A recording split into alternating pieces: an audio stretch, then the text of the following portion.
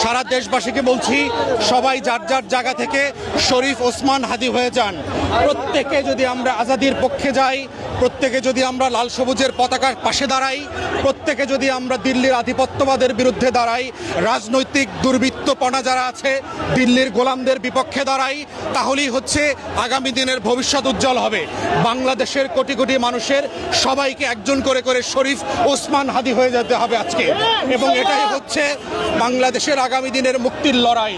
আমরা পিছপা হব না, হই নাই। আওয়ামী ফ্যাসিবাদ এবং নব্য রাজনৈতিক ফ্যাসিবাদ যারা হচ্ছেন তাদের সবাইকে কড়া হুঁশিয়ারি দিচ্ছি, বাংলাদেশ 5ই আগস্টের আগের বাংলাদেশ আর ফিরবে না।